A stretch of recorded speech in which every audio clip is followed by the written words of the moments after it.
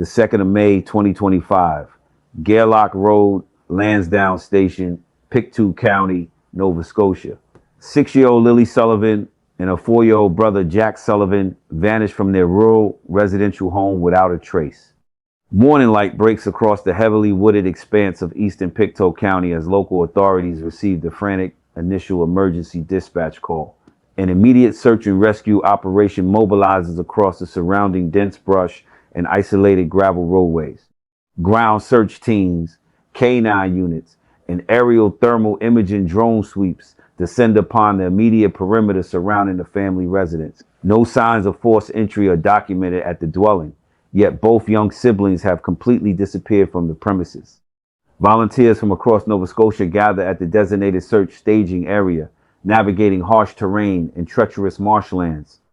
Investigators secure the property, marking off key points of interest with yellow police barrier tape, while forensic units canvass the driveway and exterior outbuildings. An empty pair of small rubber boots sits near the edge of the property line, documented meticulously by crime scene technicians under harsh halogen lights. Search grids expand systematically outward into the thick timberland, covering hundreds of acres of unforgiving wilderness. Specialized dive units assemble near local bodies of water, probing frigid ponds and flooded gravel pits for any physical evidence.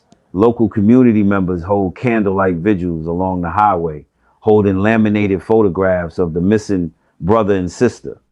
Royal Canadian Mounted Police officials establish a centralized mobile command center nearby, coordinating incoming tips and reviewing highway surveillance footage.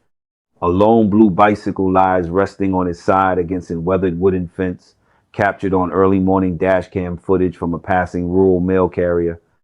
Investigators cross-reference time logs from local traffic intersections, cataloging every vehicle recorded entering or leaving Gairloch Road during the crucial morning window. Air support helicopters equipped with high-resolution infrared sensors fly continuous search patterns over the canopy throughout the cold night hours. Forensic technicians examine latent tire tracks left along the soft shoulder of the gravel road adjacent to the residential tree line.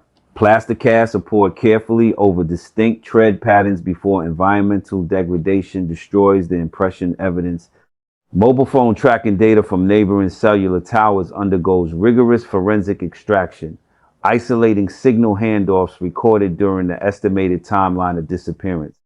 Investigators conduct exhaustive door-to-door inquiries with neighboring residents, mapping out every account of unusual sounds or unfamiliar vehicles in the vicinity.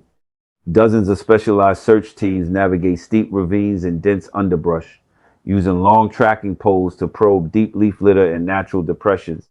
Detailed maps of the county line are pinned across police command boards, heavily annotated with red marker grids and time-stamped search vectors. Unmarked official vehicles arrive at the scene as major crime investigators take control of the primary investigation trajectory. A weathered wooden porch step, showing faint impressions near the side entry door, is sealed behind plastic sheeting for close physical analysis. Emergency management personnel review satellite imagery to identify remote cabins, abandoned logging trails, and neglected hunting blinds across the county. Each isolated structure is cleared systematically by armed tactical officers, yielding no immediate signs of recent human occupancy. Public appeals for information generate hundreds of tips to Crime Stoppers, triggering detailed follow-up interviews across multiple provinces. The rural silence surrounding the search zone remains heavy, broken only by the low rumble of idling generator trucks and overhead blades. A red plastic toy bucket lies half buried under fresh pine needles near the outer boundary of the primary search grid. Investigators carefully photograph the item in place, attaching a numbered yellow evidence marker to the damp soil beside it. Forensic mapping tools construct a precise three-dimensional render of the clearing, logging every geographical coordinate for future trial preparation. The sun sets behind a dense line of spruce trees, casting long dark shadows across the active search perimeter. Tension mounts as investigators assemble at the mobile command center for an emergency late-night briefing.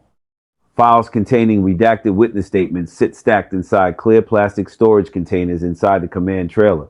Outside, the steady hum of mechanical equipment continues as bright floodlights illuminate the perimeter fence line through the rising mist. The mystery surrounding the abrupt disappearance of Lily and Jack Sullivan deepens as daylight fades entirely over Pictou County. Dawn breaks over Pictou County as the secondary phase of the investigation shifts focus toward forensic grid reconstruction. Investigators systematically analyze digital records, cellular transmission data, and regional movement patterns recorded along outer transit arteries.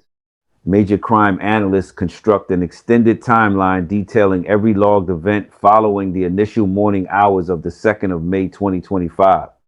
Technical units re-examine remote cellular tower handoffs, isolating ping records to establish a precise geographical boundary.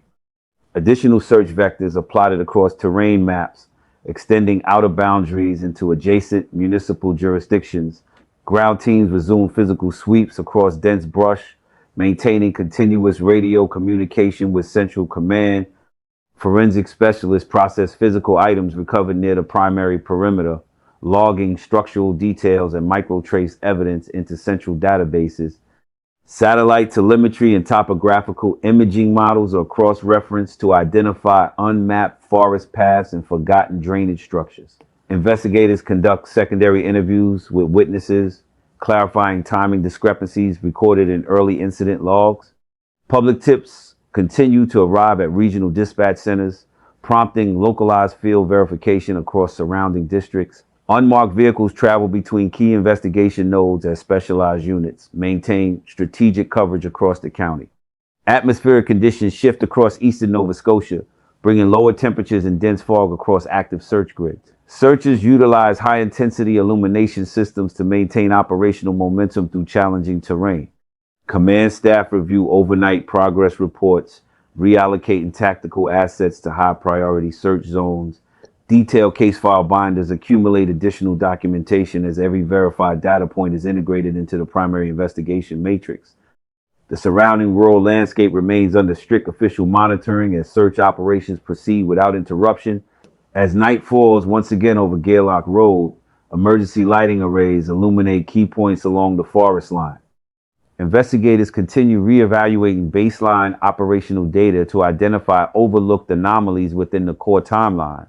Technical assets maintain active surveillance across regional routes while search crews clear designated sectors.